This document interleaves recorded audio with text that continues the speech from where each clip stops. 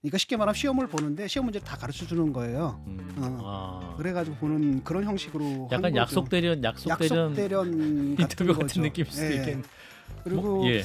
여기서 이제 김건희 여사 관련 입장이 좀 나와줘야 될 것 같고, 예. 그게 이제 어느 수준이 될지는 잘 모르겠지만 높은 수준은 아닐 것 같아요. 뭐 사과를 한다 이런 수준은 아닌 것 같고, 뭐 유감스럽다라든지 뭐 국민이 우려한다라는 굉장히 뭐 추상적인 용어로 좀 애둘러 가지 않을까 싶어요. 근데 적어도 그거라도 나오면 근데 모르죠. 또 이것도 안 나올 수도 있어요. 예. 저는 하실장님. 이게 약속되는 정도가 아니라 예. 이건 거의 윤석열 대통령 다큐멘터리다. 아, 다큐멘터리다. 제가 의아한 게 사실 자세한 내막은 잘 모르는데 예. 이 부분에 대해서는 여권 핵심에서도 대부분 함구를 해서 제가 아예 안 물어봤는데 예. 4일을 녹화했는데 왜 7일 날 틉니까? 편집을 2, 3일. 그렇죠. 편집을 2, 3일을 제가 방송에 있었지만 이런 대담 인터뷰를 방송에서 얼마나 조명을 화려하게 하고 얼마나 뭘 할 건지 효과를 어떻게 놓을 건지 제가 모르겠는데 예. 4일 녹화하고 7일 튼다? 이해가 안 돼요. 이 정도면 최소한 뭐 무한도전이나 아니면 다큐멘터리 정도의 편집을 해야 되는 거거든요. 왜 대통령실 하는 일에 불신이 많으십니까? 대통령의 국민을 향한 발언이기 때문에 예. 정제된 언어로 확실한 메시지를 전하기 위해서 편집을 하는 거죠. 왜 그러세요? 감통심이 한번 바꾸나가지고 왜 이렇게 편향적으로 말씀하세요? 아니 저는 예, 한판 브리핑 김수민 평론가와 함께하겠습니다. 어서 오십시오. 네, 반갑습니다. 자, 연동형 비례제를 지킬 것이냐, 병립형으로 갈 것이냐, 여러 고심과 갈등이 민주당이 있는 것 같습니다. 결국 이재명 대표가 결정해라 이런 상황이군요. 네, 일단 홍익표 원내대표는 오늘 아침 SBS 라디오 김태현의 정치쇼에 출연해 전당원 투표를 하기로 확정한 것은 아니라고 해명을 했습니다. 예. 오늘이나 늦어도 이번 주말 안으로 지도부의 입장이 나올 가능성이 높다고 밝혔는데요. 당내 의견 분포에 대해서는 현재로서는 반반쯤으로 보고 있다라고 답을 하기도 했습니다.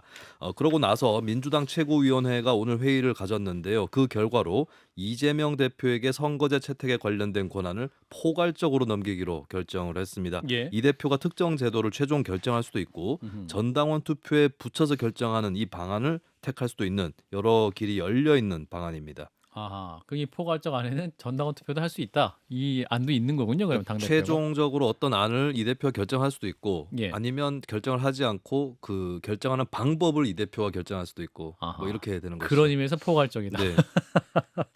자, 이러한 민주당의 전당원 투표 방안 이 문제에 대해서 이제 최재성 전 수석이 쓴소리를 했는데 본인이 전당원 투표제 만든 사람인데 이 투표에 이번 사안은 붙일 게 아니다라는 말을 했죠.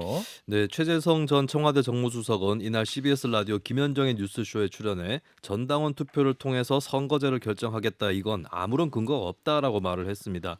민주당의 전당원 투표제를 자신이 2018년에 만들었다는 최 전 수석의 설명을 요약을 해보면 당원 투표를 하는 사안에 해당하는 것은 합당, 공천, 특별당규 그리고 일정 이상 당원들의 요구가 있을 때라는 건데요. 예. 결국 선거제도를 두고 당원 투표를 해봤자 결정력도 없다라고 하는 것입니다.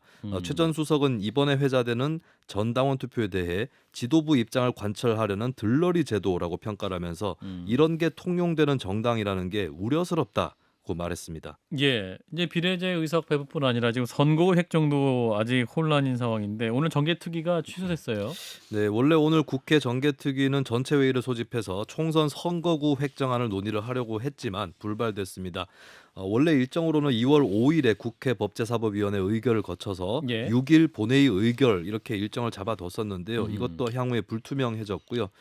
불발이 된 원인은 몇몇 선거구 문제로 여야가 벌이고 있는 신경전 때문인 것으로 알려졌습니다. 예. 민주당은 강세 지역인 전북 등에서 선거구 수를 유지해달라고 요구를 하고 있고요. 국민의힘은 그렇다면 그 대신 야당 강세 지역인 경기 부천 등 이 선거구 수를 또 감축을 해달라고 요구를 하고 있습니다. 예. 그리고 또 민주당은 여당 강세 지역인 부산의 선거구를 합구하고 서울 강남의 선거구도 한석 감축해달라고 요구를 했는데요. 이에 대해서 국민의힘에서는 답을 하지 않고 있습니다. 예, 뭐 여야 모두 희망사항 가지고 이제 이렇게 네. 서로 밀고 당기기 하고 있는 상황인 것 같은데.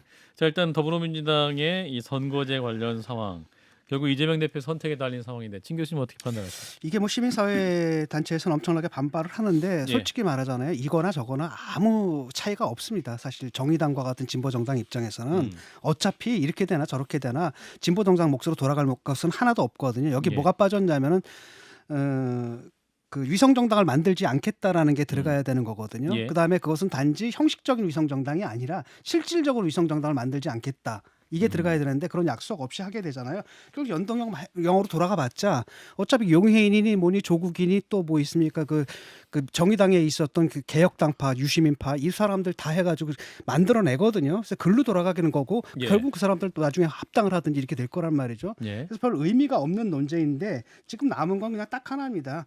그러니까 그 상징적인 거예요. 그래도 민주당 스스로가 니들이 정치 개혁한답시고 도입한 건데 예. 너희들 스스로 지난번에 위성정당 만들어가지고 제도 자체를 형해화시켜놓고 예. 이제는 아예 제도 자체마저도 없애버리겠다. 음. 이런 비난을 피해가자는 정도거든요. 음. 그래서 만약에 이게 이제 이재명 대표가 어떤 선택을 할지 모르겠지만 연동형 유지를 하게 되면 그냥 큰 문제가 없을 겁니다. 그냥 조용하게 그냥 그렇게 넘어갈 거고 예. 그 다음에 이제 알아서 지금 뭐 조국도 지금 그 얘기 하고 있지 않습니까? 그 위성정당 만들어가지고 200석 만들어서 뭐 탄핵하고 조기 대선 가자 뭐 이런 식으로 갈 거고 두 번째로는 병립형 회기로 돌아가게 되면 이제 반발이 엄청나게 심할 겁니다. 심하겠지만은 아마도 이것은 이재명 대표가 좀 원하고 있을 거예요. 그걸 더 원하고 왜냐하면은 그 비례대표들을 다 자기가 줄 수 있거든요. 그 자리가. 그리고 이분 같은 경우에는 사실은 뭐 의원들을 갖다 일단은 자기를 지켜줄 수 있는 사람들을 다 채워놓는 게 좀 지상 최대 목표이기 때문에 이걸 바라는데 지금 눈치를 보고 있는 거죠. 박 실장님. 예. 일단 준연동형으로 가면 몇 석 차이긴 하더라도 그 소수 정당의 몫이 좀 더 들어갑니다. 예. 제가 사실 밤에 엑셀로 좀 계산을 해보려다가 아, 너무 해보려다가? 복잡해가지고 해보려다가 안 하다가 하셨다. 내일 내야지 하고 쉬었는데 계산이 좀 복잡하긴 해요. 그리고 지난번 총선에서는 예. 30석까지 준연동형으로 캡을 씌워놨는데 예. 원래 약속이 이번부터는 그것도 안 되거든요. 그래서 47석이 다 연동형으로 돌아가면 예를 들어서 개혁신당이나 개혁미래당이 좀 더 많은 예를 들어서 뭐 10석 이상의 의석수를 차지할 가능성도 있어요. 예. 그래서 다당제가 본격적으로 될 수 있는 터전이 되는데 저도 예측하자면 이재명 대표가 권역별 병립형으로 갈 거다. 저는 뭐 한두 달 전부터 그렇게 계속 얘기했는데 그렇게 갈 가능성이 일단은 크고요. 예. 왜냐하면 다음 대선을 만약에 민주당에서 이재명 대표가 또 후보를 한다면 양당의 극한 대결로 가야 어쨌든 지지층을 결집하기가 유리하거든요. 3당의 존재가 있으면 불편하게 됩니다. 그래서 대선 주자로서의 이재명 대표에서 입장에서 생각을 해보면 권역별 비례로 어쨌든 갈 생각이 많을 것 같아요. 근데 이제 대표한테 맡겨놨다고 했으니 이재명 대표가 지난 대선의 전에 약속을 22년 3월에 한 게 있습니다. 다당제가 내 평생의 꿈이다. 그 꿈은 그럼 그때까지만 꾸고 안 꿨는지 예, 그 약속을 좀 지키기를 지금 정치적 양극화가 이 정당의 양극화 이런 것 때문이라고 하지 않습니까? 다당제가 제도적으로는 그런 걸 완화시킬 수 있다고 저는 생각하기 때문에 지금 뭐 어느 개혁신당의 이 당이 낫다 이걸 떠나서 그래서 제도적으로 좀 이런 게 필요하다라고 생각을 합니다. 또 권역별로 가게 되면 이게 너무 복잡해가지고 이걸 이해하려면 이제 박사학위가 지금 필요하거든요. 이게 예. 어떻게 배분되는지. 저도 학사여서 이게 잘 안 되는데 듣자 하니까 이게 저도 석사밖에 안 돼서 잘 이해가 안 되는데 이게 그 3% 저지선이 아니라 6%까지 사실상 높아질 수도 있다거든요. 예. 라고 한다면 사실 그 소수 정당은 아예 못 받을 수가 있다라는 겁니다. 개화관이 될 수도 있다라는 거죠. 자, 그리고 아까 진 교수님이 오프닝에서 언급하셨는데 조국 전 장관이 이제 이준석 신당까지 다 합하면 200석을 확보하면 대통령 대드덕이다. 이렇게 언급도 하지 않았습니까? 아마 이제 반윤연대식으로 하면 한 200석 확보 가능하다라는 계산한 것 같은데 가능한 시나리오일까요, 박 실장님? 저는 가능하지 않은 시나리오라고 봅니다. 예, 단순한 희망사항이다. 예, 단순한 희망사항이고 지금 한동훈 위원장이 비대위원장이 된 뒤로 약간의 개혁 이미지를 가져가면서 국민의힘의 약간 인기가 조금은 높아졌어요. 예. 물론 지금 디올백 문제를 김건희 여사의 디올백 문제 때문에 거스름이 있지만 어쨌든 대통령 입장을 표명한 뒤에 약간 수그러들 가능성이 있고 정작 예. 선거 때는 한동훈 위원장이 어쩔 수 없이 전면에 나설 수밖에 없거든요. 예. 그래서 국민의힘 분위기가 그때보다는 좀 더 좋아졌다. 그래서 저도 원래는 작년 말 정도는 뭐 100석도 얻기 힘들지 않을까 했는데 나름 한동훈 위원장이 선방하고 있기 때문에 뭐 100석 이상 갈 거라고 생각을 하고 그러면 200석은 쉽지 않다. 예, 조국 전 장관의 개인 정치라고 생각을 하거든요. 이게 좀 황당한데 본인이 믿고 있다면 굉장히 심각한 상태예요. 정신이. 근데 문제는 뭐냐면 그러니까 연동형으로 가자라는 거예요. 예. 연동형으로 가고 그러면 나도 들어가서 이제 비례대표가 되겠다라는 거죠. 그다음에 예. 그 목표는 바로 뭐니까 윤석열 타도고 그 탄핵이다. 그래서 내가 그 일을 하겠다. 그래서 내가 국회의원 되겠다. 사실 이거거든요. 예. 그러니까 자기 자신의 그 정치적 진출을 정당화하기 위한 서사로서 지금 다소 황당하지만 이런 얘기 좀 꺼내는 거고 또 거기에 또 그 강경 지지층들 있잖아요. 그것도 호응을 합니다. 예. 제가 들은 얘기로는 조국 전 장관이 지난 여름까지만 해도 비례정당 본인은 원래 이제 광주에 이제 호남에 지역구로 나가고 또 이 준연동제에서 비례의 어느 정도 일정 부분을 차지하고 할 수 있는 정당을 창당할 거라는 얘기를 좀 들었었는데 예. 지금 선거가 60일 남았는데 아무 움직임이 별로 없어요. 그래서 아닌가라는 생각도 최근엔 합니다. 근데 만약에 준연동제로 계속 간다면 조국 전 장관에게는 상당히 유리한 국면, 3석 이상을 차지할 수 있는 유리한 국면이 펼쳐질 수가 있고 그건 이재명 대표 입장에서는 사실은 둘 다 지금 재판 중이긴 한데 강력한 대선 주자 라이벌이 생길 수가 있거든요. 그러니까 조국 전 장관의 뭐 유죄 그리고 여러 흠결 이것과 상관없이 지지층에 의해서 그런 게 생길 수 있기 때문에 이재명 대표 입장으로 제가 빙의를 해보면 그건 정말 싫겠구나라는 생각에서 제가 그래요? 이전부터 그래서 권역형 아, 예. 독립형으로 갈 것이다라고 예측을 했었는데 아무튼 조국 전 장관은 준연동제를 원하겠죠. 예, 그 얘기 여기까지 하고 또 민주당 얘기로 다시 가보면 전국 대학생위원장이었습니다. 양소영 전 위원장이 탈당을 해서 그 원칙과 상식 의원들이 있는 미래대연합 입당을 결정했군요. 네, 양소영 전 민주당 전국 대학생위원장은 민주당을 탈당해서 현재 민주당 탈당파 의원들이 있는 미래대연합에 입당하기로 했습니다. 예. 기자회견에서 양 전 위원장은 민주주의를 지켜온 민주당이 이재명 대표의 민주당에서 파괴됐다라고 하면서 이 대표를 향해 이견을 묵살하고 억압했다라고 평가했는데요. 예. 또 자신이 김남국 의원의 코인 의혹 관련 기자회견을 가졌을 때 당의 분려가 더 이상 직무를 수행하지 못할 수 있다는 압박을 받았다라고 밝히기도 했습니다. 예. 이에 대한 반박도 있었습니다. 압박 당사자로 지목된 김지호 당대표 정무조정부실장은 당원의 항의 민원을 참고해달라고 했을 뿐이다라고 했고요. 예. 그리고 민주당 청년위원회는 양 전 위원장에 대해서 내 이름값을 올리기 위해 지리멸렬한 내부 총질 싸움을 하는 건 올바른 청년 정치가 아니다. 정치 괴물이다라고 맹비난했습니다. 예. 자, 한편 또 민주당 오늘 영입 이제 두 사람을 발표를 했는데 언론인 출신입니다. 네, 민주당은 제13호, 14호 영입 인재를 발표했습니다. 이훈기 전 기자와 노종면 전 기자의 영입 사실을 알렸는데요. 예. 이훈기 전 기자는 수도권 민영방송 ITV에서 노조위원장을 지낸 바 있습니다. 민주당은 이 전 기자가 대주주와 경영진에 맞서 방송 사유화를 저지하는 투쟁을 이끌었다라고 소개를 했고요. 노종면 전 기자는 YTN 노조위원장일 때 이명박 당시 대통령의 언론특보 출신 인사의 사장 내정을 반대하는 투쟁을 벌이다 해고됐었습니다. 이명박 정권기 소위 해직 기자 1호로 알려져 있습니다. 예, 자 오늘 민주당 얘기부터 해보죠. 얼마 전에 민주당 장애인위원회 관계자들이 탈당을 했었는데 오늘은 또 이제 대학생위원장이 탈당이 있었는데 자 어떻게 봐야 될까? 민주당에서는 좀 부담스러운 상황이 연출되는 것은 아닌지 진 교수입니다. 뭐 이재명 리더십의 이제 타격이 좀 되겠죠. 뭐 예. 큰 타격이 될 거라고 보지는 않지만 그래도 이재명 리더십이 좀 흔들린다는 것을 여기서 좀 알 수가 있는 건데 예. 사실 이것도 문제지만 중요한 건 뭐냐면 대표로서 중요한 결정을 내릴 때 항상 없어요. 이재명 대표가. 없다. 예, 항상 대표 이번에도 그렇잖아요. 선거제 이 문제도 없잖아요.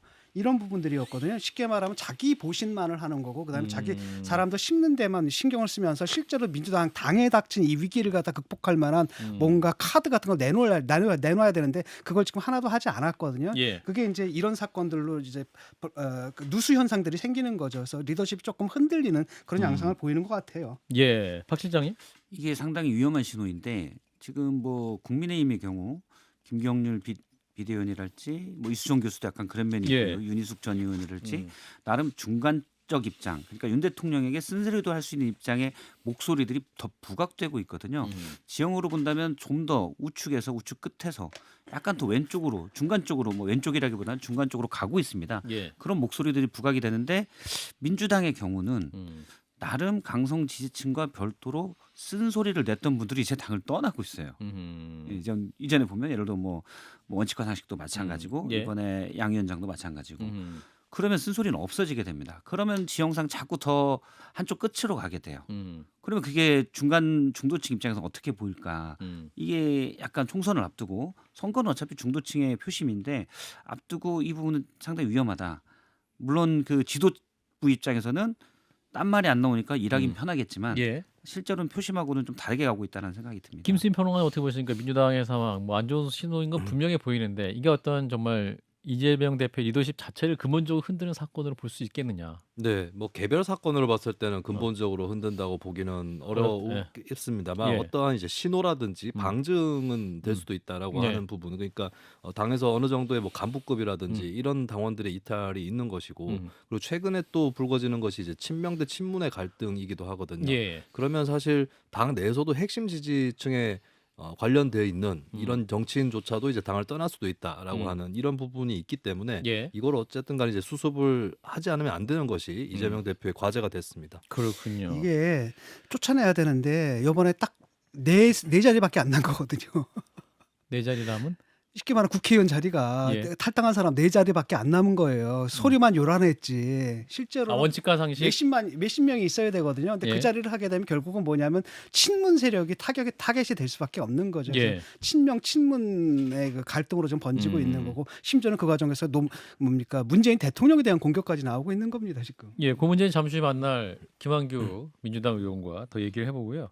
자, 대통령 얘기로 넘어가 보겠습니다. 신년 기자회견 대신에 다음 주에 KBS에서 대담 방송 예정돼 있다. 이제 사전 녹화해서 2월 7일 정도에 방송한다는 거죠? 네, 언론 보도를 종합을 해보자면 윤 대통령 대담은 주말인 2월 4일 사전 녹화가 진행이 되고요. 예. 이틀 설 연휴의 이틀 전이죠. 7일 2월 7일에 방영이 됩니다. 예. 그리고 조선일보 보도에 따르면 대담 진행자는 뉴스9의 박장범 앵커가 맡을 예정입니다. 예.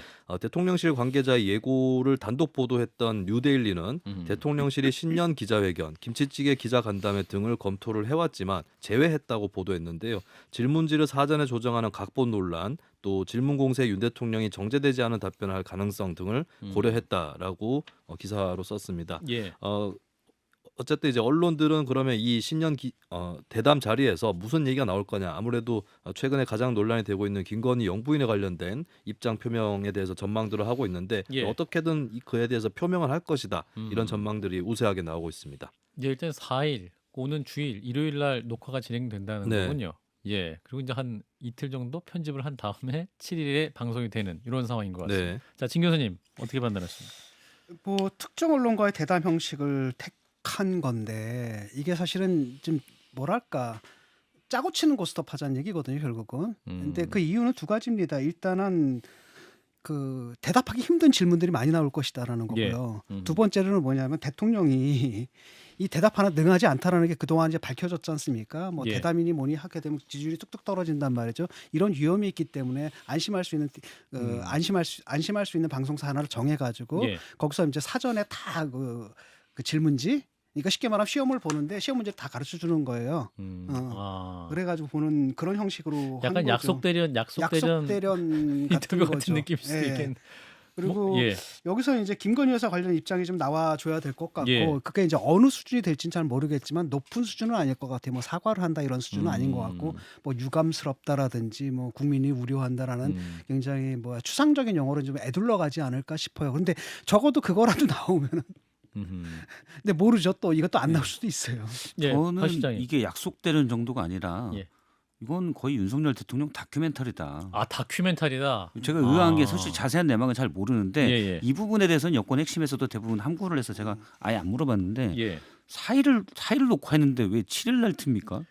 편집을 2, 3일. 그렇죠. 예. 편집을 2, 3일을 제가도 방송에 있었지만 이런 대담 인터뷰를 방송에서 얼마나 조명을 화려하게 하고 얼마나 뭘 할 건지 효과를 어떻게 놓을 건지 제가 모르겠는데 예. 4일 녹화하고 7일 튼다? 이해가 안 돼요. 이 정도면 최소한 뭐 무한도전이나 아니면 다큐멘터리 정도의 편집을 해야 되는 거거든요. 왜 대통령실 하는 일에 불신이 많으십니까? 대통령의 국민을 향한 발언이기 때문에 예. 정제된 언어로 확실한 메시지를 전하기 위해서 편집을 하는 거죠. 왜 그러세요? 방통심의회 한번 맡겨가지고 왜 이렇게 편향적으로 말씀하세요? 아니 저는 방송을 해본 사람으로서 예. 의구심이에요. 아, 그래요. 인터뷰가 무슨 뭐 얼마나 센 것도 아니고 사실 예. 원샷, 투샷, 풀샷 들어가면 되는 거거든요. 아. 무슨 효과나 자막을 엄청나게 이쁜 걸 넣을 것도 그러니까, 아니고 4일 녹화를 왜 7일 날 트는지 무슨 네. 4일에 엄청난 대단한 걸 음. 뭐 무슨 동물농장을 방송하는지 뭘 모르겠지만 예. 왜 자, 그런지 잘 이해가 안 돼요. 이해가 안 간다. 그러니까 저는 이해가 안 가는 게 예. 사람이 말을 잘할 수도 있고 못할 수도 있거든요. 예, 예. 국민들이 보는 건 대통령이 정말 말을 번지르르하게 잘하는 걸 보고 싶어 하지 않아요. 그렇죠. 진정성이 있느냐, 그 문제에 대해서 우리가 바라는 정답을 내느냐 이걸 보는 거거든요. 예. 그게 그 태도가 나온다면 그 대답을 하는데 다소 어리숙하거나 실수를 한다 하더라도 용서를 한다는 거예요. 근데 그걸 안 하고 자꾸 잔기술 부려가지고 빠져나가려다 긁혀가지고 자꾸 망신당하는 거 아니겠습니까? 예. 그래서 저는 겁내서는 안 된다고 보거든요. 정면으로 돌파하고, 그러니까 그 전에 정답을 내야 돼요. 국민들이 바라는 상식과 합리, 이성에 따른 자기들의 입장을 갖고 있고 그 이성을 진정성 있게 얘기하면 거기서 말실수한다 하더라도 오히려 국민들과 장점으로 볼 수 있어요. 친근감으로 볼 수 있거든요. 예. 그게 안 되니까 지금 뭐냐면 이게 디지털 시대의 특성입니다. 포스트 프로덕션이 긴 거. 요 정도면 그냥 서면으로 하고 이메일로 전 국민에게 보내주면 그게 훨씬 간단하지 않을까. 그러니까 3일간 편집을 할 거면 그러니까 아, 그거 지금 한 방심이 다음에 죄송합니다. 방심이가 이제 그게 아니라 너무 막 나간 것 아, 같아요. 댓글에 보면 문재인 대통령도 JTBC 손석희 앵커랑 예. 인터뷰를 마지막 예, 예. 퇴임 전에 할 때 예. 그것도 2편으로 녹화하지 않았냐? 녹화했죠. 예. 근데 박성태 앵커 왜 그러세요라고 질문을 답변해 주세요. JTBC도 문재인 대통령 JTBC 도 녹화하지 그런 거 않았냐? 아닙니까? 일단 저기서 전제를 할 건 예. 당시에 손석희 사장이 문재인 대통령을 녹화한다는 걸 내부 구성은 거의 몰랐어요. 아, 근데 그래요? 그거는 약간 화면에 룩이나 보시면 알겠지만 자리에서도 하고 바깥에서도 하고 이런 걸 많이 넣었었거든요. 예. 그래서 그런 거고 거의 퇴임 직전이기 때문에 예. 권력에 대한 인터뷰라고 볼 수는 없어요. 아, 그건 좀 그거는 차이가 이제, 있다. 예. 알겠습니다. 자, 거기다 김수희 평론. 거기다 네. 인터뷰어가 손석희잖아요. 알겠습니다. 자, 김수희 평론. 네, 저는 좀 그 예측이 되는 게 누가 이걸 진행하느냐 했을 때 지금 아. KBS의 박장범 앵커 얘기가 나오고 있잖아요. 그렇죠. 예. 근데 방금 얘기한 그 JTBC의 손석희 앵커라든지 그리고 2019년에 문재인 당시 대통령하고 대담했었던 KBS 앵커. 예. 기자하고 다른 것이 손석희 앵커나 그 KBS 기자는 사실 평소에 계속 뉴스 앵커를 하는 인물들이 아니에요. 그래서 좀 어떻게 보면 특집 같은. 뭔가 세게 지르고 나갈 수도 있는 히트앤드런이 좀 가능한데 근데 9시 뉴스를 평소에 진행하는 앵커라면 아하. 그게 좀 부담스럽지 않을까라는 생각도 한편으로 듭니다. 그래서 아. 굉장히 정제되어 있는 정제돼 있는. 네 그렇게 무리수는 물론이고 좀 세게 나가는 질문이 없는 그런 인터뷰가 되는 것이 혹시 앵커를 통해서 드러나는 게 아닌가 이런 생각도 실례할 수 있는 듭니다. 한판 승부에 오시면 우리 박성태 앵커와 진중권 작가님이 굉장히 그 정제된 질문을 할 수 있을 텐데 그렇지 않습니까? 지금이라도 대통령실이 다시 한번 검토를 하셔가지고 라디오는 CBS로 함께 해주시죠. 이게 그 앵커도 아마 그런 느낌일 거예요. 군대에서 야자 타임하는 느낌일 거예요. 아마. 그래도 기대를 해보시죠. 예. 예, 질문도 이렇게 대담이고 물론 질문지를 사전에 예. 조율할 수는 있습니다. 근데 라이브라는 건 하다가 사실 저도 이제 인터뷰를 많이 해봤지만 예. 질문하면 상대방이 나오는 대답에 따라서 꼬리를 잇는 질문이 있을 수도 있고 그렇죠. 그러면서도 본질에 가깝게 가는 거거든요. 예. 그런데 뭐 오랜 좀 시간을 두고 물론 이제 나중에 봐야 알겠지만 장면이나 이런 편집이 많이 들어간다면 또 그럴 수도 있다는 생각도 들긴 하는데 아까 지적을 듣고 나니까 예. 생각이 되는데 지금 현안이 중요한 현안들이잖아요. 대통령 입장을 묻는 기올백에 대한 것도 있고 예. 공천 갈등도 있고 그런데 이걸 며칠씩 편집해서 보낸다? 그러면 국민들이 그걸 누가 이 대담을 순수한 인터뷰로 받아들일까라는 생각도 듭니다. 참모들의 문제가 있어요. 제가 볼 때는.